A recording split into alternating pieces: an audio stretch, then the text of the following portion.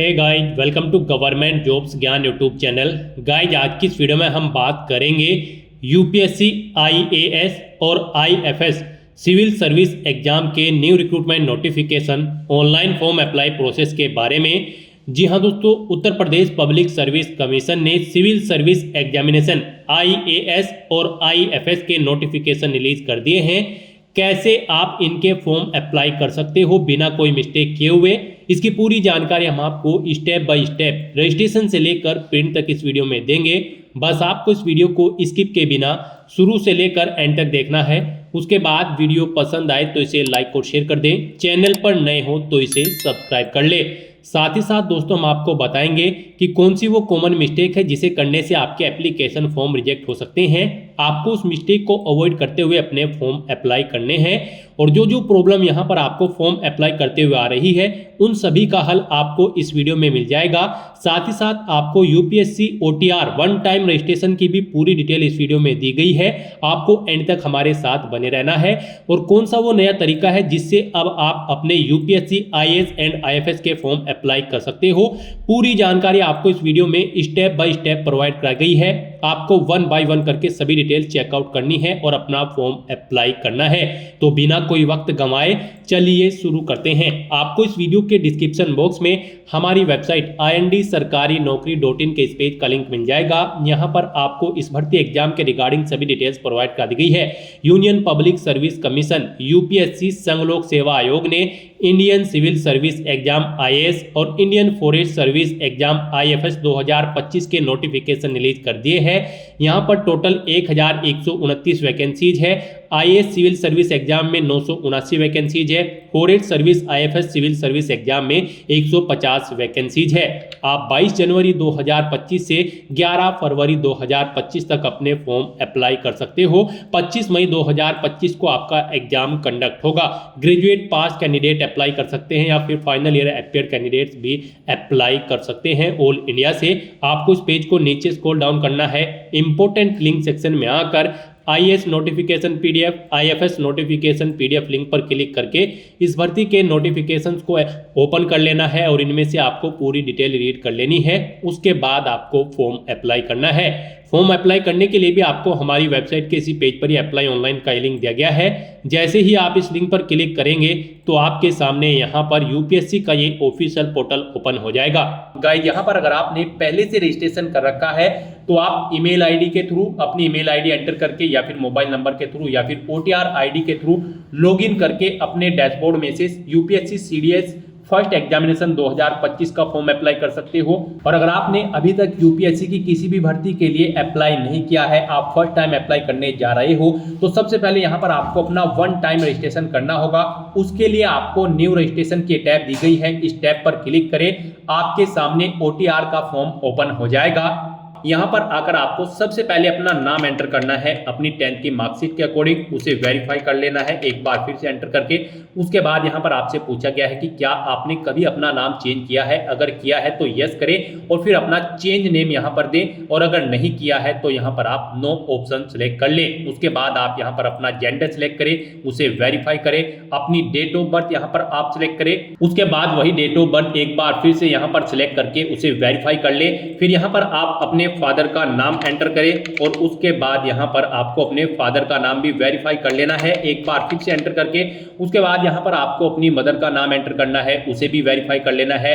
फिर आपको यहां पर अपना माइनॉरिटी स्टेटस देना है। क्या आप माइनॉरिटी कम्युनिटी के अंतर्गत आते हैं, अगर आते हैं तो यस करें और फिर अपनी माइनॉरिटी ऑप्शन कैटेगरी सिलेक्ट करें। आप कौन सी कैटेगरी में आते हैं और नहीं आते हैं तो यहां पर आपको नो ऑप्शन सिलेक्ट कर लेना है। उसके बाद यहां पर आपको अपना 10 डिजिट का मोबाइल नंबर एंटर करना है, अपनी ईमेल आईडी एंटर करनी है। कोई अल्टरनेट मोबाइल नंबर या ईमेल आईडी है तो उसे भी आप एंटर कर सकते हो, नहीं तो इन कॉलम्स को आप खाली छोड़ दें। उसके बाद यहां पर आपको अपनी 10वीं क्लास का रोल नंबर एंटर कर देना है। फिर आपसे यहां पर एक सिक्योरिटी क्वेश्चन आपको सिलेक्ट कर लेना है। अपनी चॉइस के अकॉर्डिंग कोई भी सिक्योरिटी क्वेश्चन सिलेक्ट करें, उसका आंसर दे। एक और क्वेश्चन आप सिलेक्ट करें यहाँ पर सिक्योरिटी क्वेश्चन 2 सेक्शन में और उसका भी आंसर आप प्रोवाइड करा दें। उसके बाद यहाँ पर आप ये कैप्चा कोड एंटर करें और फिर सबमिट बटन पर क्लिक कर दें।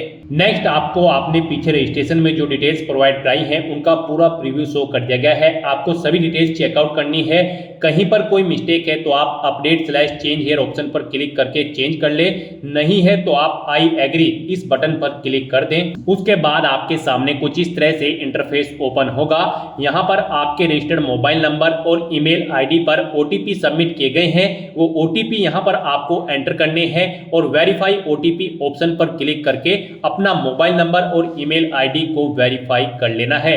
ओटीपी वेरीफाई करने के बाद आपके रजिस्ट्रेशन का फर्स्ट स्टेप यहाँ पर कंप्लीट हो चुका है।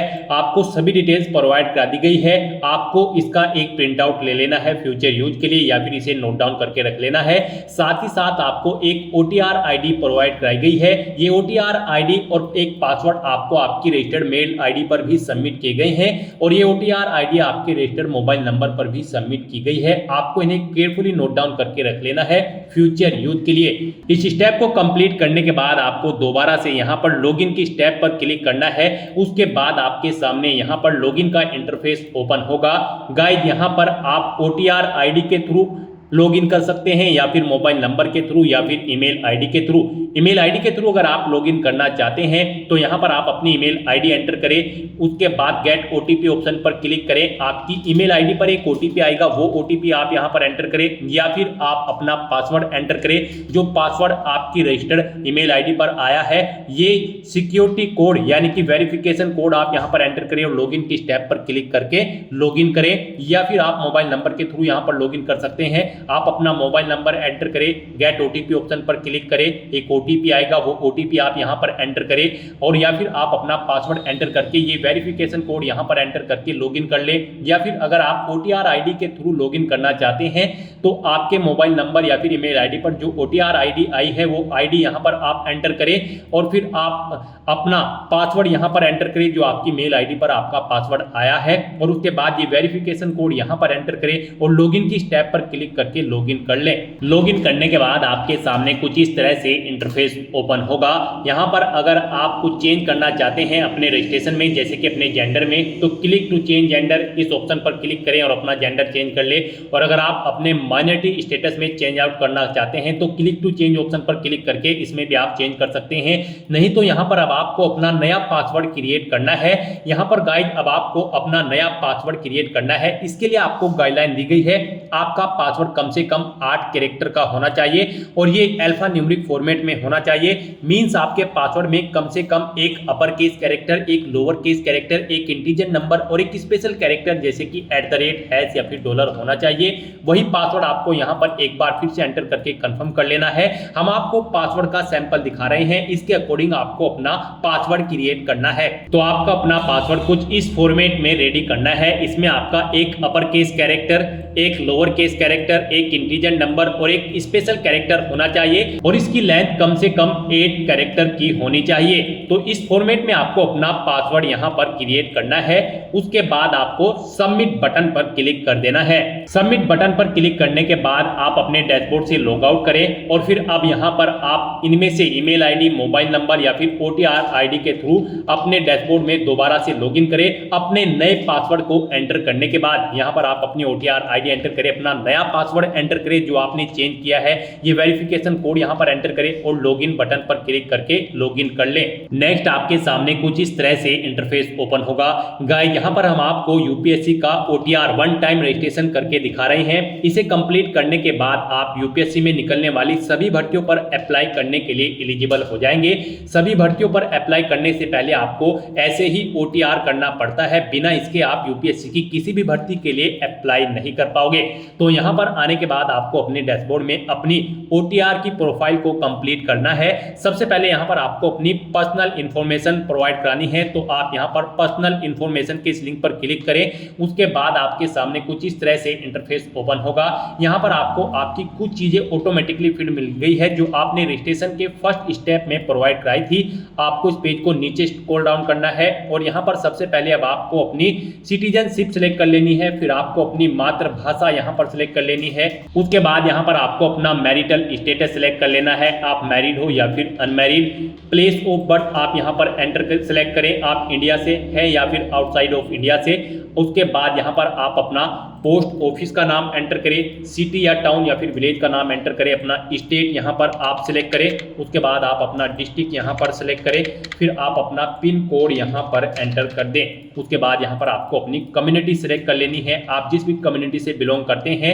फिर अगर आप रिजर्व कैटेगरी से बिलोंग करते हो तो आप अपना कास्ट का सर्टिफिकेट नंबर यहाँ पर एंटर करें और फिर डेजिग्नेशन सिलेक्ट करें, किसने आपको आपका कास्ट सर्टिफिकेट प्रोवाइड कराया है, जैसे कि तहसीलदार या फिर मैजिस्ट्रेट या फिर पटवारी या फिर कलेक्टर। आप ऑप्शन सिलेक्ट करें, फिर आप स्टेट सिलेक्ट करें, किस स्टेट का आपके पास यहाँ पर ये कास्ट सर्टिफिकेट है वो यहाँ पर आप सिलेक्ट कर लें। उसके बाद यहाँ पर कब आपको वो इशू हुआ है वो डेट आप सिलेक्ट करें और फिर जिस ऑफिस से आपको ये आपका कास्ट सर्टिफिकेट इशू हुआ है उसका पूरा एड्रेस आपको यहाँ पर एंटर कर देना है। ये सभी डिटेल्स आपको आपके सर्टिफिकेट में मिल जाएगी, वहां से आपको इन्हें देखकर यहाँ पर फिलअप कर देना है। फिर यहाँ पर आपको अपना रिलीजन सिलेक्ट कर लेना है। उसके बाद यहाँ पर आपको अपनी कास्ट का नाम दे देना है, फिर आपको अपने कास्ट सर्टिफिकेट का सीरियल नंबर यहाँ पर एंटर कर देना है। फिर यहाँ पर आपको अपने कास्ट सर्टिफिकेट का सीरियल नंबर एंटर कर देना है। उसके बाद यहाँ पर आपसे पूछा गया है कि क्या आप पीडब्ल्यूबीडी या फिर पीडब्ल्यूडी कैंडिडेट हैं, अगर हैं तो यस ऑप्शन सिलेक्ट करें और फिर बताएं आपकी परसेंटेज क्या यहाँ पर 40% से अबव है, अगर है तो यस करें, नहीं है तो नो ऑप्शन सिलेक्ट करें। और अगर आप यहाँ पर पीडब्ल्यूबीडी या फिर पीडब्ल्यूडी कैंडिडेट नहीं है तो आपको नो ऑप्शन सिलेक्ट करना है। उसके बाद यहाँ पर आपको अपना फोटो आइडेंटिटी कार्ड यहाँ पर सिलेक्ट कर लेना है, कोई भी एक फोटो आइडेंटिटी कार्ड यहाँ पर आपको प्रोवाइड कराना है। आप ऑप्शन सिलेक्ट करें, driving licence, PAN card, passport या फिर वोटर आईडी। उसके बाद उसका नंबर आप यहाँ पर एंटर कर दें। फिर यहाँ पर आपसे पूछा गया कि क्या आप पीएच या फिर पीडब्ल्यूबीडी कैंडिडेट हैं और यहाँ पर आप यूपीएससी के पहले के किसी एग्जाम में पार्टिसिपेट कर चुके हैं, अगर कर चुके हैं तो यस करें और फिर उसकी डिटेल दें, उस जैसे कि एग्जाम का नेम, उसका ईयर और अपना रोल नंबर आप यहाँ पर प्रोवाइड कराएं। और अगर आपने यूपीएससी के किसी भी एग्जाम में अब से पहले पार्टिसिपेट नहीं किया है तो यहाँ पर आपको नो ऑप्शन सिलेक्ट करना है। उसके बाद यहाँ पर आपसे पूछा गया है कि क्या आप अपनी पर्सनल इंफॉर्मेशन को यहाँ पर अवेलेबल कराना चाहते हैं, तो यहाँ पर आपको यस ऑप्शन सिलेक्ट कर लेना है। उसके बाद यहाँ पर आपको चेकबॉक्स को ओके करना है और सेव के इस बटन पर क्लिक करके अपनी पर्सनल इंफॉर्मेशन को सेव कर देना है। इस तरह से आपकी पर्सनल इंफॉर्मेशन यहाँ पर सेव हो जाएगी। इसके सामने आपको ओके का ग्रीन कलर का टिक मिल जाएगा। अब यहाँ पर आपको अपना एड्रेस इंफॉर्मेशन प्रोवाइड करानी है। एड्रेस इंफॉर्मेशन के इस लिंक पर क्लिक करें, उसके बाद आपके सामने कुछ इस तरह से इंटरफेस ओपन होगा। अब यहाँ पर आप अपना कोरोस्पोंडेंस एड्रेस एंटर करें, उसके बाद आप अपना परमानेंट एड्रेस यहाँ पर एंटर कर दें। और अगर आपका परमानेंट एड्रेस आपके कोरोस्पोंडेंस एड्रेस के अकॉर्डिंग सेम है तो यहाँ पर click here if your permanent postal address is same as correspondence address, आप इस चेकबॉक्स पर ओके कर दें। ऑटोमेटिकली आपका परमानेंट एड्रेस आपके कोरोस्पोंडेंस एड्रेस के अकॉर्डिंग फिल हो जाएगा। उसके बाद आप सेव के इस बटन पर क्लिक करके अपनी एड्रेस की इंफॉर्मेशन को आप सेव कर दें। एड्रेस की इंफॉर्मेशन प्रोवाइड कराने के बाद आपको अपना फोटो और सिग्नेचर अपलोड करने हैं, तो आप फोटो एंड साइन अपलोड इस लिंक पर क्लिक करें। आपके सामने कुछ इस तरह से इंटरफेस शो होगा। यहाँ पर आपको दी गई गाइडलाइंस के अकॉर्डिंग अपना फोटो और सिग्नेचर अपलोड करने हैं। गाइस, यहाँ पर आपका फोटोग्राफ जेपीजी फॉर्मेट में होना चाहिए और आपका फोटो का डायमेंशन 550 पिक्सल से 1000 पिक्सल के बीच में होना चाहिए और आपका फोटो यहाँ पर कुछ इस तरह से होना चाहिए। उसके नीचे यहाँ पर आपको अपना नाम एंटर करना है और फिर किस डेट को यहाँ पर क्रिएट हुआ है वो डेट आपको यहाँ पर एंटर कर देनी है। यहाँ पर आपके फोटो का बैकग्राउंड व्हाइट कलर में होना चाहिए और ये 10 दिन से ओल्ड नहीं होना चाहिए। मींस जिस दिन आप फॉर्म भर रहे हैं उससे 10 दिन से ज्यादा पुराना फोटो आपका नहीं होना चाहिए। तो यहाँ पर आपको चूज फाइल बटन पर क्लिक करना है, फाइल को सिलेक्ट कर लेना है और अपना फोटो यहाँ पर आपको अपलोड कर देना है। अपना फोटो सिलेक्ट करने के बाद आपको इस चेकबॉक्स को ओके करना है और फिर आपको सेव बटन पर क्लिक कर देना है। और अगर आपका फोटो यहाँ पर बड़ा या छोटा है, आप उसे रिसाइज करना चाहते हैं, तो यहाँ पर आप क्लिक हियर के इस लिंक पर क्लिक करें। यहाँ पर आपको पूरी गाइडलाइन दी गई है कैसे आप अपना फोटो यहाँ पर रिसाइज कर सकते हैं। यहाँ पर आपको अपने कंप्यूटर में MS पेंट ओपन कर लेना है, उसमें अपना फोटो इंपोर्ट कर लेना है और इन इंस्ट्रक्शंस को फॉलो करते हुए आपको अपना फोटो यहाँ पर रिसाइज कर लेना है। आप अपना फोटो इन इंस्ट्रक्शंस को फॉलो करते हुए रिसाइज कर सकते हैं, उसे बड़ा या छोटा आप कर सकते हैं। अपना फोटो इस तरह से अपलोड करने के बाद अब आपको सिग्नेचर की स्टेप पर क्लिक करना है और अपने सिग्नेचर भी आपको यहाँ पर गाइडलाइन के अकॉर्डिंग ही अपलोड करने हैं। आपके सिग्नेचर भी जेपीजी फॉर्मेट में होने चाहिए। डायमेंशन इनकी 350 पिक्सल से 550 पिक्सल के बीच में होनी चाहिए और इनका साइज 20 से 300 KB के बीच में होना चाहिए। तो यहाँ पर अब आपको अपने सिग्नेचर अपलोड करने हैं। इसके लिए भी आपको चूज फाइल बटन पर क्लिक करना है, फाइल को सिलेक्ट कर लेना है और अपने सिग्नेचर्स को यहाँ पर आपको अपलोड कर देना है। सिग्नेचर की फाइल सिलेक्ट करने के बाद आपको इस चेकबॉक्स को ओके करना है और सेव के इस बटन पर क्लिक करके अपने सिग्नेचर को भी अपलोड कर देना है। अपने फोटो और सिग्नेचर अपलोड करने के बाद अब आपको एजुकेशनल इंफॉर्मेशन इस लिंक पर क्लिक करना है और यहाँ पर अपनी एजुकेशनल क्वालिफिकेशन की डिटेल प्रोवाइड करानी है। यहाँ पर सबसे पहले आपको अपनी 10वीं क्लास की डिटेल प्रोवाइड करानी है। तो यहाँ पर आपको सबसे पहले अपनी 10वीं क्लास की डिटेल प्रोवाइड करानी है। यहाँ पर आप अपनी क्लास या डिवीजन बताएं या फिर ग्रेड जो भी आपने 10वीं क्लास में ऑब्टेन की है। जैसे कि अगर आपने फर्स्ट डिवीजन ऑब्टेन की है तो यहाँ पर फर्स्ट एंटर करें। उसके बाद आपने कितने % मार्क्स ऑब्टेन किए हैं वो यहाँ पर आप एंटर करें। सीजीपीए में स्कोर है तो यहाँ पर आप अपना सीजीपीए दें, कितने में से कितने आपका सीजीपीए है। उसके बाद पासिंग ऑफ ईयर आप प्रोवाइड कराएं, कब आपने अपना 10वीं का एग्जाम पास आउट किया है, कौन कौन से सब्जेक्ट थे यहाँ पर आप एंटर करें। यहाँ पर आपको अपने सभी सब्जेक्ट के नाम एंटर कर देने हैं बिना कोई स्पेशल कैरेक्टर यूज किए हुए, जैसे कि कोमा वगैरह आपको यहाँ पर नहीं लगाना है और अपने सभी सब्जेक्ट्स का नाम यहाँ पर आपको स्पेस देकर एंटर कर देना है। उसके बाद यहाँ पर आपको स्कूल का नाम देना है जिससे आपने अपनी 10वीं क्लास पास आउट की है, फिर बोर्ड या यूनिवर्सिटी का नाम देना है जिससे आपने अपनी 10वीं क्लास पास आउट की है। उसके बाद आपको सेव के इस बटन पर क्लिक करके अपनी ये सभी डिटेल सेव कर देनी है। 10th क्लास की डिटेल प्रोवाइड कराने के बाद आपको अपनी 12th क्लास की डिटेल यहाँ पर प्रोवाइड करानी है। तो यहाँ पर आप अपनी 12th आपने अगर कंप्लीट कर ली है तो कंप्लीटेड ऑप्शन सेलेक्ट करें और फिर उसकी डिटेल दें। और अगर आप यहाँ पर अपीयर्ड है तो यहाँ पर आप अपीयरिंग ऑप्शन सेलेक्ट करें। उसके बाद यहाँ पर कोई डिटेल आपको प्रोवाइड नहीं करानी है। तो यहाँ पर अगर आप अपनी 12th कंप्लीट कर चुके हैं तो आपको कंप्लीटेड ऑप्शन सेलेक्ट करना है और अपनी 12th की डिटेल को यहाँ पर प्रोवाइड कराना है। यहाँ पर भी आपको सबसे पहले क्लास या डिवीजन बतानी है जो आपने 12th क्लास में ऑब्टेन की है, कितने % मार्क्स आपने ऑब्टेन किए हैं वो भी आपको एंटर करना है। सीजीपीए में अगर स्कोर है तो कितने में से कितने सीजीपीए आपने ऑब्टेन किया है वो यहाँ पर आप एंटर कर दे। ईयर ऑफ पासिंग यहाँ पर आप देख कब आपने पास आउट की है अपनी 12वीं क्लास। फिर यहाँ पर आपको अपने सब्जेक्ट के नेम एंटर करने हैं बिना कोई स्पेशल कैरेक्टर यूज किए हुए, यानी कि कोमा वगैरह आपको यहाँ पर नहीं यूज करना है। बस आपको अपने सभी सब्जेक्ट के नाम यहाँ पर एंटर कर देने हैं। उसके बाद यहाँ पर आपको अपने स्कूल या कॉलेज का नाम देना है जिससे आपने अपनी 12वीं क्लास पास आउट की है, बोर्ड का नाम देना है जिससे आपने अपनी 12वीं क्लास पास आउट की है और सेव के इस बटन पर क्लिक करके आपको अपनी डिटेल सेव कर देनी है। अपनी 12th क्लास की डिटेल सेव करने के बाद अगर आपने ग्रेजुएशन या फिर पोस्ट ग्रेजुएशन कर रखी है तो आप उसकी डिटेल भी प्रोवाइड करा सकते हैं। यहाँ पर ये यूपीएससी का OTR है, वन टाइम रजिस्ट्रेशन। तो यहाँ पर आपकी जितनी भी मैक्सिमम क्वालिफिकेशन है वो यहाँ पर आप एंटर कर दें, क्योंकि इस भर्ती के बाद आगे भी अगर यूपीएससी की कोई भर्ती निकलती है और उसमें कोई और क्वालिफिकेशन रिक्वायर्ड है तो फिर आपको उसकी जरूरत नहीं पड़ेगी एंटर करने की। तो यहाँ पर आपकी जो भी मैक्सिमम क्वालिफिकेशन है आप उसकी डिटेल प्रोवाइड कराएं, क्योंकि यहाँ पर OTR आपका एक बार होता है यूपीएससी का। तो आपको यहाँ पर अपनी सभी क्वालिफिकेशन की डिटेल प्रोवाइड करा देनी है। जैसे कि अगर आपने ग्रेजुएशन कंप्लीट कर ली है तो आप कंप्लीटेड ऑप्शन सेलेक्ट करें, या फिर अपीयर्ड हो तो अपीयर ऑप्शन सेलेक्ट करें। अगर आपने यहाँ पर अपनी ग्रेजुएशन कंप्लीट कर ली है तो उसकी डिटेल भी आपको सेम ऐसे ही प्रोवाइड करानी है। यहाँ पर आपको सबसे पहले बताना है आपने अपनी ग्रेजुएशन किस फील्ड में की है, यानी कि स्ट्रीम में की है, मेडिकल, इंजीनियरिंग या फिर साइंस में। आप ऑप्शन सेलेक्ट करें। अपनी ग्रेजुएशन की स्ट्रीम सेलेक्ट करने के बाद यहाँ पर आपको अपनी डिग्री सेलेक्ट करनी है, आपने किस में अपनी डिग्री यहाँ पर कंप्लीट की है। उसके बाद यहाँ पर आपको अपनी डिग्री की डिवीजन बतानी है या फिर क्लास बतानी है। आपने फर्स्ट क्लास में ऑब्टेन की है या फिर सेकंड में या फिर थर्ड में, कितने % मार्क्स आपने ऑब्टेन किए हैं वो एंटर करें। सीजीपीए में अगर स्कोर है तो वो आप एंटर कर दे। कब आपने पास आउट की है वो यहाँ पर आप एंटर करें। फिर सब्जेक्ट कौन कौन से थे वो यहाँ पर आप एंटर कर दे बिना कोई स्पेशल कैरेक्टर यूज किए हुए। उसके बाद यहाँ पर आपसे पूछा गया है आपके स्कूल का नाम, किससे आपने अपनी डिग्री कंप्लीट की है। फिर बोर्ड या यूनिवर्सिटी का नाम यहाँ पर आप सिलेक्ट करें। उसके बाद यहाँ पर आपको अपने ग्रेजुएशन सर्टिफिकेट का नंबर एंटर कर देना है। उसके बाद कब आपको वो इशू हुआ है आपका सर्टिफिकेट, वो डेट आपको सिलेक्ट कर लेनी है। आपको डेजिग्नेशन बतानी है इशूइंग अथॉरिटी की जिसने आपको ये सर्टिफिकेट इशू किया है। उसके बाद आपको फुल एड्रेस यहाँ पर उस अथॉरिटी का एंटर कर देना है। फिर यहाँ पर आपको पूछा गया है कि क्या आपने बेसिक एजुकेशनल क्वालिफिकेशन या फिर हायर क्वालिफिकेशन ऑब्टेन की है फॉरेन इंस्टीट्यूट से। अगर की है तो यस करें और फिर उसकी डिटेल दे, नहीं की है तो आप नो ऑप्शन सेलेक्ट कर लें। उसके बाद यहाँ पर आपको सेव के इस बटन पर क्लिक करके अपनी डिटेल्स को सेव कर देना है। इस तरह से अपनी ग्रेजुएशन की डिटेल सेव करने के बाद अगर आपने पोस्ट ग्रेजुएशन कर रखी है तो आप पोस्ट ग्रेजुएशन की टैब पर क्लिक करें और सेम ऐसे ही अपनी पोस्ट ग्रेजुएशन की डिटेल प्रोवाइड करा दें।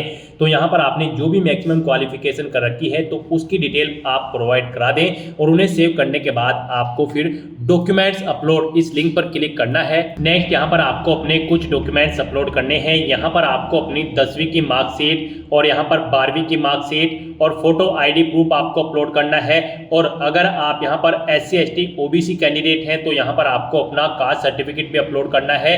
फिर यहाँ पर अगर आप एज में रिलेक्शन चाहते हैं तो अपने एज रिलेक्शन का क्लेम सर्टिफिकेट अपलोड कर दें। हिल एरिया से अगर आप बिलोंग करते हो तो हिलिंग सर्टिफिकेट आपको अपलोड करना होगा। अगर आप अरुणाचल प्रदेश, मणिपुर, मेघालय, मिजोरम या फिर नागालैंड या फिर सिक्किम से हैं और अगर आपने पोस्ट ग्रेजुएशन से ऊपर भी यहाँ पर कोई हायर क्वालिफिकेशन कर रखी है तो उसके डॉक्यूमेंट सर्टिफिकेट आपको अपलोड करने हैं। अचीवमेंट अगर आपके पास है किसी फील्ड में या फिर अवार्ड आपने जीता है तो उसके डॉक्यूमेंट भी आप अपलोड कर सकते हैं। यहाँ पर जिनके ऊपर रेड कलर का स्टार बना हुआ है वो डॉक्यूमेंट आपको यहाँ पर जरूर अपलोड करने हैं। आपका डॉक्यूमेंट्स यहाँ पर PDF फॉर्मेट में होने चाहिए और उनका मैक्सिमम साइज 1 MB रखा गया है। आपको चूज फाइल बटन पर क्लिक करना है, फाइल को सिलेक्ट कर लेना है और 1 बाय 1 करके अपने इन सभी डॉक्यूमेंट्स को आपको अपलोड कर देना है। अपने इन सभी डॉक्यूमेंट्स को सक्सेसफुली अपलोड करने के बाद आपको पेरेंटल इंफॉर्मेशन इस लिंक पर क्लिक कर देना है। उसके बाद आपके सामने कुछ इस तरह से इंटरफेस ओपन होगा। अब यहाँ पर आपको अपने गार्जियंस, अपने फादर और मदर की इंफॉर्मेशन प्रोवाइड करानी है। सबसे पहले आपको अपनी फादर की इंफॉर्मेशन प्रोवाइड करानी है। उनकी नेशनलिटी आप सिलेक्ट करें, फिर उनका प्रोफेशन आप यहाँ पर सिलेक्ट कर लें। उसके बाद यहाँ पर आपको उनका एड्रेस एंटर करना है।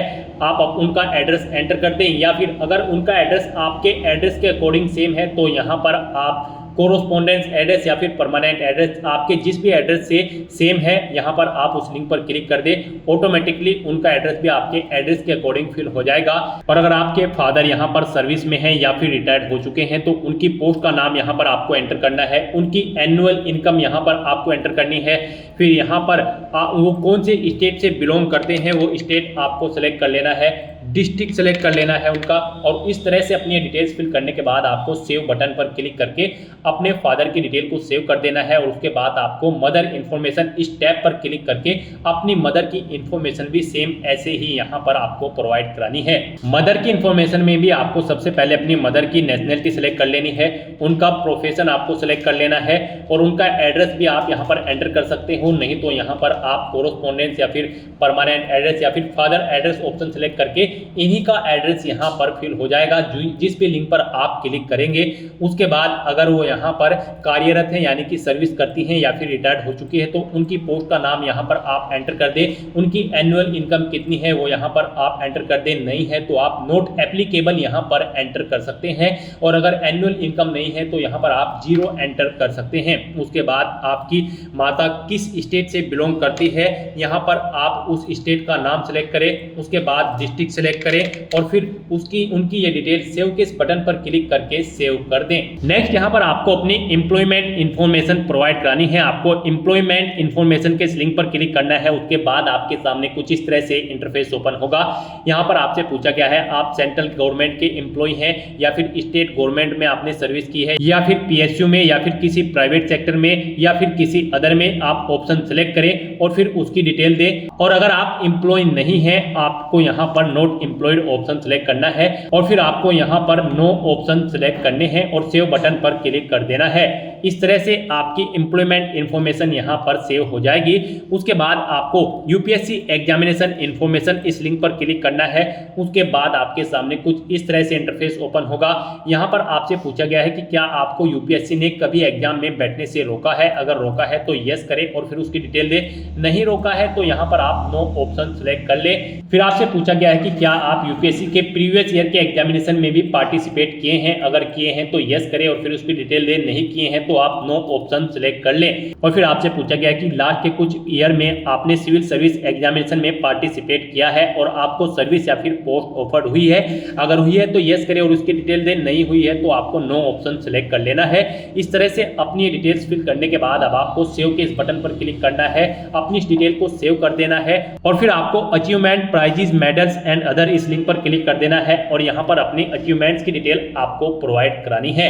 यहाँ पर अगर आपने यूनिवर्सिटी या फिर स्टेट या फिर नेशनल लेवल पर किसी गेम में पार्टिसिपेट किया है और आपको कोई प्राइज या फिर मेडल या फिर स्कॉलरशिप मिली है तो यहाँ पर आप उसकी डिटेल दे सकते हैं। स्पोर्ट में अगर आपके पास एनसीसी या फिर अदर है तो आप यहाँ पर उसकी डिटेल दें। और अगर आपने किसी कोई पोजीशन डिस्ट्रिक्शन लीडरशिप हासिल की है स्कूल या कॉलेज में, उसकी डिटेल प्रोवाइड करा दें। कोई अदर एक्स्ट्रा करिकुलम एक्टिविटीज आपने की है तो उसकी डिटेल प्रोवाइड करा सकते हैं। तो इस तरह से यहाँ पर आपको अपने इन अचीवमेंट्स की, प्राइजेस की, मेडल्स की डिटेल यहाँ पर प्रोवाइड करानी है। अगर आपने अचीवमेंट्स यहाँ पर ऑब्टेन किए हैं, नहीं किए हैं तो आप इनको खाली छोड़ सकते हैं। फिर यहाँ पर आपसे पूछा गया है कि क्या आपके पास यहाँ पर 5 एकड़्स एग्रीकल्चर लैंड है और यहाँ पर आपका रेजिडेंशियल फ्लैट 1000 स्क्वायर मीटर से ज्यादा है, या फिर रेजिडेंशियल प्लॉट आपका 100 स्क्वायर यार्ड से अबव है, या फिर आपका रेजिडेंशियल प्लॉट यहाँ पर 200 स्क्वायर यार्ड या फिर उससे अबव है।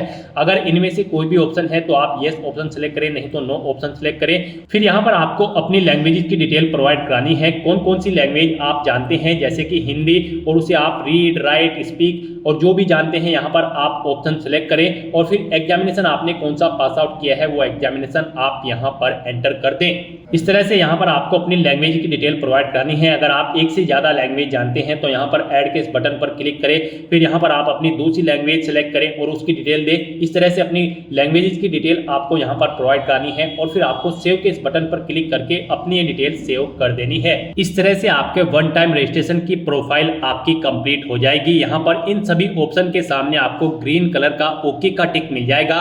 तो यहाँ पर आपकी ओटीआर की प्रोफाइल कंप्लीट हो चुकी है।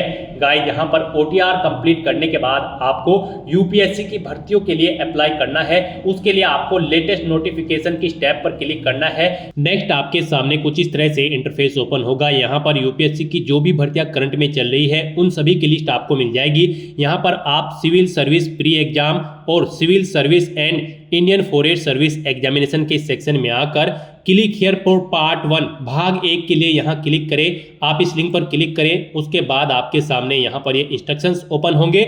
आपको इन्हें रीड करना है, पेज को नीचे स्क्रॉल करना है और यस हाँ इस ऑप्शन पर क्लिक कर देना है। उसके बाद आपको ओके के पॉपअप पर क्लिक कर देना है। नेक्स्ट आपके सामने कुछ इस तरह से इंटरफेस ओपन होगा।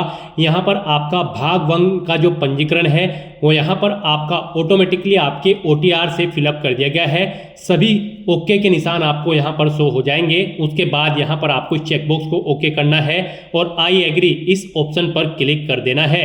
फिर आपको आपके डैशबोर्ड में रिडायरेक्ट कर दिया जाएगा। यहाँ पर आप पार्ट 1 के लिए अप्लाई कर चुके हो। अब आपको यहाँ पर भाग 2 के लिए यहाँ क्लिक करें, इस लिंक पर क्लिक कर देना है। उसके बाद आपके सामने यहाँ पर कुछ इस तरह से इंटरफेस ओपन होगा। यहाँ पर भी आपको मोस्टली सभी चीज़ें ऑटोमेटिकली फिल मिल जाएगी। आपकी ओटीआर से यहाँ पर फिलअप इनको कर दिया गया है। अब यहाँ पर बस आपको अपनी एजुकेशनल क्वालिफिकेशन की डिटेल देनी है। यहाँ पर आप पास आउट हो चुके हो या फिर फाइनल ईयर में अपियर्ड हो ग्रेजुएशन में, यहाँ पर आप ऑप्शन सेलेक्ट करें। पास आउट अगर आप हैं तो फिर यहाँ पर आप सेलेक्ट करें किस सब्जेक्ट में आपने अपनी यहाँ पर ग्रेजुएशन कंप्लीट की है, आप ऑप्शन सेलेक्ट करें। फिर आपसे पूछा गया है आप किस परीक्षा के लिए सम्मिलित होना चाहते हैं, आईएएस सिविल सर्विस या फिर इंडियन फॉरेस्ट सर्विस या फिर दोनों के लिए। आप अपनी चॉइस के अकॉर्डिंग यहाँ पर ऑप्शन सेलेक्ट करें। यहाँ पर गाइड आपको Indian civil service IAS exam में पार्टिसिपेट करने के लिए आपके पास बैचलर डिग्री यानी कि ग्रेजुएट डिग्री होनी जरूरी है किसी भी डिसिप्लिन के अंतर्गत किसी वेल रिकॉग्नाइज्ड यूनिवर्सिटी से। और अगर आप IFS Indian forest service exam के लिए अप्लाई करना चाहते हैं तो आपके पास बैचलर डिग्री होनी जरूरी है और उसमें आपके पास एक सब्जेक्ट के रूप में होना होना चाहिए सब्जेक्ट जैसे कि animal husbandry and veterinary science, या फिर बोटनी के अंतर्गत, या फिर केमिस्ट्री, या फिर जियोलॉजी, या फिर मैथमेटिक्स, या फिर फिजिक्स, स्टैटिक्स एंड जियोलॉजी, या फिर एग्रीकल्चर, या फिर इसके इक्विवेलेंट में आपके पास ग्रेजुएट डिग्री होनी चाहिए। तो यहाँ पर आप अपनी एजुकेशनल क्वालिफिकेशन के सब्जेक्ट सेलेक्ट करें और फिर यहाँ पर आप बताएं IAS IFS या फिर दोनों के लिए अप्लाई करना चाहते हैं। उसके बाद यहाँ पर आपको आपका एड्रेस भी ऑटोमेटिकली फिट मिल जाएगा। यहाँ पर आप इस पेज को नीचे स्क्रॉल डाउन करें और फिर कंटिन्यू / आगे बढ़ें, इस ऑप्शन पर क्लिक कर दें। नेक्स्ट आपके सामने कुछ इस तरह से इंटरफेस ओपन होगा। अब यहाँ पर आपसे पूछा गया है क्या आप एज में रिलैक्सेशन चाहते हैं। अगर चाहते हैं तो यस करें, नहीं तो नो ऑप्शन सेलेक्ट करें। फिर यहाँ पर आपको आपकी ग्रेजुएशन की जो डिग्री है उसका सर्टिफिकेट आपको दिखा दिया गया है। आप यू डॉक्यूमेंट अपलोडेड इस ऑप्शन पर क्लिक करके अपनी एजुकेशनल क्वालिफिकेशन ग्रेजुएट डिग्री की जो डिग्री है उसे चेकआउट कर सकते हो। ऐसे ही आप यहाँ पर अपनी रिजर्व कैटेगरी का जो सर्टिफिकेट है उसे भी चेकआउट कर सकते हो। यू डॉक्यूमेंट अपलोडेड इस ऑप्शन पर क्लिक करके ये डॉक्यूमेंट आपने रजिस्ट्रेशन टाइम पे अपलोड किए थे, आप इन्हें चेकआउट कर सकते हो। उसके बाद यहाँ पर आपको कंटिन्यू / आगे बढ़ें इस ऑप्शन पर क्लिक करना है।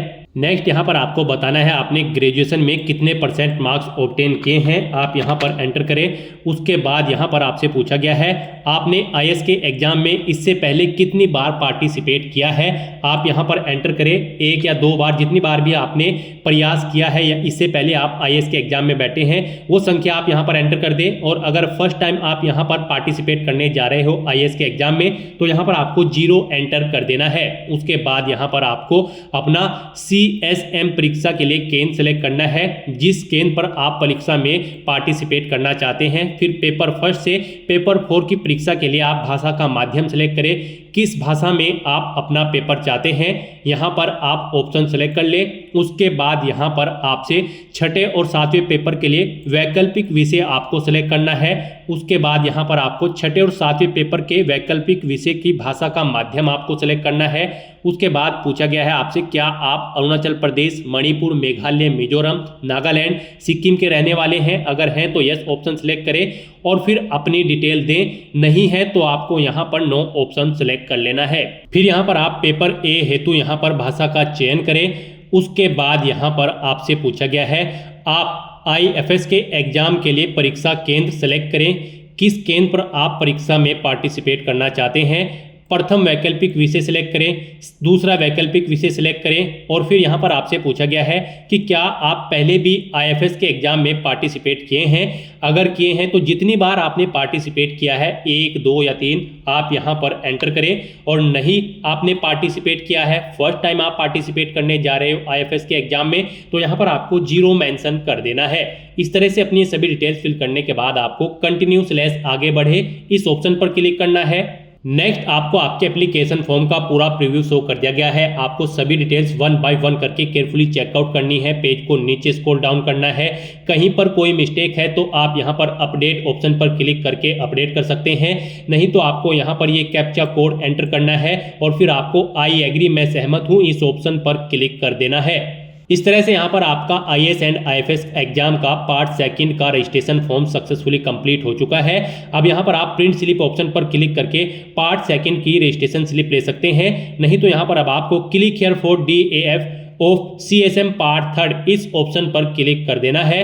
यानी कि यहाँ पर ये पहला जो ऑप्शन है ये सिविल सर्विस मेन एग्जाम है और ये second Indian forest service main exam है। तो यहाँ पर आप click here for DAF of CSM part 3 इस ऑप्शन पर क्लिक करें। उसके बाद आपके सामने यहाँ पर कुछ इस तरह से इंटरफेस ओपन होगा। यहाँ पर आपको इंटरव्यू की लैंग्वेज का मीडियम सेलेक्ट करना है, किस लैंग्वेज में आप इंटरव्यू में पार्टिसिपेट करना चाहते हैं, यानी कि किस लैंग्वेज में आप अपना इंटरव्यू देना चाहते हैं। फिर यहाँ पर आपसे पूछा गया कि क्या आपके फादर जिंदा है या फिर मर चुके हैं। तो यहाँ पर आपको अलाउ या फिर डिसीज ऑप्शन सेलेक्ट करना है। फिर ऐसे ही आपको अपनी मदर का बताना है वो जिंदा है या फिर मर चुकी हैं। फिर आपसे पूछा गया है कि क्या आप PWBD या फिर PWD कैंडिडेट हैं।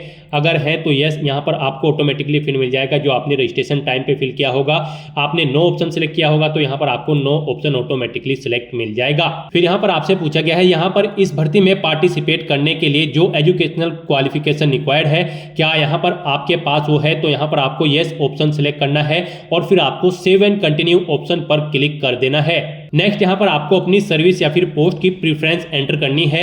यहाँ पर आपको लिस्ट दे दी गई है। फर्स्ट नंबर पर इंडियन एडमिनिस्ट्रेटिव सर्विस है, सेकंड पर इंडियन फॉरेन सर्विस है। तो यहाँ पर आप जिस भी सर्विस या पोस्ट को प्रीफरेंस देना चाहते हैं तो यहाँ पर टॉप पर उसी का नंबर पोस्ट, जैसे कि अगर आप पौंडीचेरी पुलिस सर्विस के लिए प्रीफरेंस देना चाहते हैं फर्स्ट नंबर पर, तो यहाँ पर आप 23 नंबर एंटर करें। और फिर अगर आप सेकंड नंबर पर प्रेफरेंस देना चाहते हैं इंडियन एडमिनिस्ट्रेटिव सर्विस को, तो यहाँ पर आप फिर 1 नंबर एंटर कर दे। इस तरह से आपको अपनी चॉइस के अकॉर्डिंग अपनी पोस्ट की प्रेफरेंस यहाँ पर एंटर कर देनी है और फिर आपको सेव एंड कंटिन्यू ऑप्शन पर क्लिक करना है। नेक्स्ट आपके सामने कुछ इस तरह से इंटरफेस ओपन होगा। अब यहाँ पर आपको अपनी कुछ और डिटेल्स प्रोवाइड करनी है सोशियो इकोनॉमिक्स की, जैसे कि यहाँ पर आपको सबसे पहले अपना बर्थ प्लेस सेलेक्ट कर लेना है। आप विलेज में पैदा हुए हैं, डिस्ट्रिक्ट हेडक्वार्टर या फिर तहसील या टाउन, आप ऑप्शन सेलेक्ट करें। उसके बाद आपसे पूछा गया है यहाँ पर आपने अपनी स्कूल एजुकेशन कहाँ से की है, आप ऑप्शन सेलेक्ट करें। फिर आपसे पूछा गया है आपका place of residence, higher secondary education आपने कहाँ से पास आउट की है वो आप सेलेक्ट करें।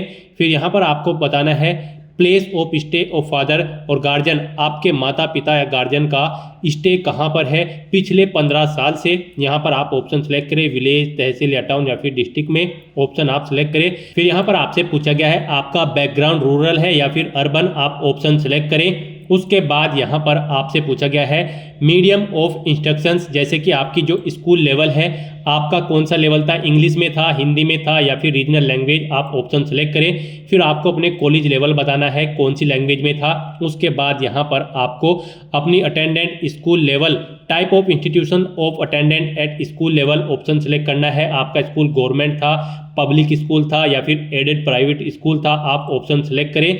फिर यहाँ पर आपको बताना है अपने कॉलेज का लाइव अटेंडेंट, आपका गवर्नमेंट कॉलेज इंस्टीट्यूट है या प्राइवेट कॉलेज इंस्टीट्यूट है या फिर यूनिवर्सिटी था या फिर कोई अदर है, आप ऑप्शन सेलेक्ट कर ले। फिर यहाँ पर आपको अपनी एजुकेशनल क्वालिफिकेशन की जो डिग्री है उसकी डिटेल देनी है। आपकी ग्रेजुएट डिग्री यहाँ पर किस सब्जेक्ट में थी, आप यहाँ पर ऑप्शन सेलेक्ट करें। फिर आपको अपनी पोस्ट ग्रेजुएशन की डिग्री बतानी है, ये आपने किस में की है, आप ऑप्शन सेलेक्ट करें, नहीं तो अदर ऑप्शन सेलेक्ट करें। अगर एमफिल कर रखी है तो उसकी डिटेल दें, नहीं कर रखी है तो इसे खाली छोड़ दें। अगर आपने पीएचडी की है तो उसकी डिटेल दे सकते हैं, नहीं तो यहाँ पर आप इसे भी खाली छोड़ सकते हैं। उसके बाद यहाँ पर आपको अपना प्रेजेंट एम्प्लॉयमेंट स्टेटस देना है, अगर आप प्रेजेंट में कार्यरत हैं, और अगर आप नहीं कार्य कर रहे हैं अनएम्प्लॉय ऑप्शन सेलेक्ट कर ले। अगर आप एम्प्लॉय हैं तो आपको यहाँ पर अपना एम्प्लॉय का नेचर देना है और फिर यहाँ पर आपको अपनी एनुअल इनकम बतानी है। और अगर आप यहाँ पर अनएम्प्लॉयड हैं तो आप अनएम्प्लॉयड ऑप्शन सेलेक्ट करें, आगे की डिटेल नहीं देनी होगी। उसके बाद आपसे पूछा गया है यहाँ पर आपने प्रीवियस सिविल सर्विस एग्जामिनेशन के बारे में आपसे पूछा गया है। यहाँ पर आपसे पूछा गया है कि क्या आप पहले भी सिविल सर्विस एग्जाम में सिलेक्ट हुए हैं, अगर हुए हैं तो आप यस ऑप्शन सेलेक्ट करें, उसकी डिटेल दें, नहीं हुए हैं तो आपको नो ऑप्शन सेलेक्ट कर लेना है। फिर यहाँ पर आपसे पूछा गया कि क्या आप इससे पहले भी किसी कॉम्पिटिटिव एग्जाम में पार्टिसिपेट कर चुके हैं, अगर कर चुके हैं तो यहाँ पर आप ऑप्शन सेलेक्ट करें, नहीं तो अगर नहीं है इनमें वो एग्जाम तो आप any other examination option select करें। इस तरह से यहाँ पर आपको 3 एग्जाम बताने हैं, क्या आप यहाँ पर किसी एग्जामिनेशन में सिलेक्ट हुए हैं, अगर हुए हैं तो एग्जाम सेलेक्ट करें, नहीं तो आप any other examination option select कर लें। फिर यहाँ पर आपसे पूछा गया है आप सिविल सर्विस क्यों ज्वाइन करना चाहते हैं, फर्स्ट प्रायोरिटी आप किसे देना चाहते हैं, job security, job satisfaction, power या फिर बेटर पे या फिर बेटर सर्विस कंडीशन, आप यहाँ पर ऑप्शन सेलेक्ट करें। और उसके बाद यहाँ पर आप सेकंड प्रायोरिटी पे भी ऑप्शन सेलेक्ट कर ले। नेक्स्ट यहाँ पर आपसे पूछा गया है आपका बैकग्राउंड ऑफ पेरेंट्स गार्जियन, यानी कि आपके गार्जियंस का बैकग्राउंड के बारे में यहाँ पर आपसे पूछा गया है।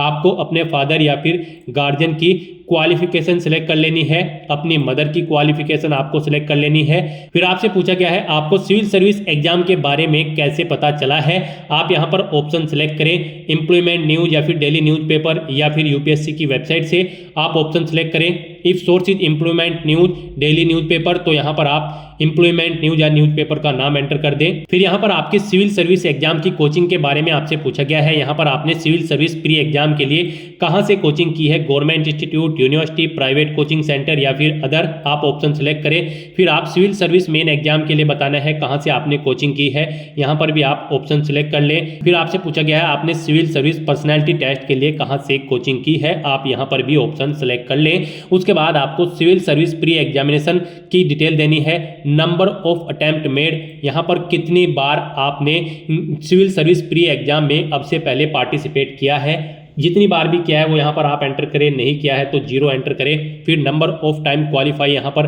अगर आप 1 या 2 या 3 बार पार्टिसिपेट कर चुके हैं तो कितनी बार आपने क्वालिफाई किया है वो नंबर आप दे दें, नहीं किया है तो 0 आप यहाँ पर एंटर कर दें। फिर आपको सिविल सर्विस मैन एग्जाम के बारे में भी ऐसी अपनी जानकारी देनी है, कितनी बार आप अपियर हुए हैं, कितनी बार आपने क्वालिफाई किया है वो आप एंटर करें। फिर यहाँ पर आपको ऑप्शनल सब्जेक्ट के बारे में बताना है, optional subject in previous years main examination if applicable में आपको यहाँ पर ऑप्शन सेलेक्ट कर लेना है। फिर यहाँ पर आपको बताया गया है आपने जो ऑप्शनल सब्जेक्ट सेलेक्ट किया है वो आपकी जो कॉलेज या यूनिवर्सिटी में कोर्स था उससे बिल्कुल डिफरेंट है, तो यहाँ पर आप सेम चाहते हैं, सेम सब्जेक्ट या फिर डिफरेंट सब्जेक्ट, ऑप्शन सेलेक्ट कर ले। फिर यहाँ पर अगर आप सिविल सर्विस एग्जाम में कोई इंप्रूवमेंट करना चाहते हैं जैसे कि सिलेबस, एग्जामिनेशन सिस्टम या फिर पर्सनैलिटी टेस्ट में, तो उसके लिए आप यहाँ पर सजेशन दे सकते हैं। यहाँ पर मैक्सिमम 200 वर्ड आप राइट कर सकते हैं अपनी सजेशन देने के लिए। उसके बाद यहाँ पर आपको सेव एंड कंटिन्यू ऑप्शन पर क्लिक कर देना है। नेक्स्ट आपके सामने कुछ इस तरह से इंटरफेस शो होगा। आप प्रीव्यू एप्लीकेशन, इस लिंक पर क्लिक करके अपनी एप्लीकेशन फॉर्म का प्रीव्यू चेकआउट कर सकते हो, उसका एक हार्ड कॉपी प्रिंट आउट ले सकते हो। फिर यहाँ पर आपसे पूछा गया है क्या आपने अपने एप्लीकेशन फॉर्म का प्रीव्यू चेकआउट कर लिया है, तो यहाँ पर आप यस ऑप्शन सेलेक्ट करें और फिर आप पार्ट 3 फाइनल सबमिट इस ऑप्शन पर क्लिक कर दें। इस तरह से यहाँ पर आपका आईएएस पार्ट 3 का जो फॉर्म है वो कंप्लीट हो चुका है। आप आईएफएस के लिए अब अप्लाई करेंगे, उसके लिए आपको click here for detail application form of IFS part 3 इस लिंक पर क्लिक करना है। आपके सामने फिर यहाँ पर कुछ इस तरह से इंटरफेस ओपन होगा। यहाँ पर आपसे पूछा गया है क्या आपके फादर अभी जिंदा है या मर चुके हैं, आपको ऑप्शन सेलेक्ट करना है अलाइव या फिर डिसीज। फिर आपसे पूछा गया है क्या आपकी माताजी जिंदा है या फिर मर चुकी है, आप ऑप्शन सेलेक्ट करें अपने अकॉर्डिंग। फिर आपको यहाँ पर आप बता दिया गया है आपने जो पीडब्ल्यूबीडी या पीडब्ल्यूडी कैंडिडेट है तो आपके अकॉर्डिंग यहाँ पर ऑप्शन आपको ऑटोमेटिकली फिर मिल जाएगा जो आपने रजिस्ट्रेशन टाइम पे फिल किया था।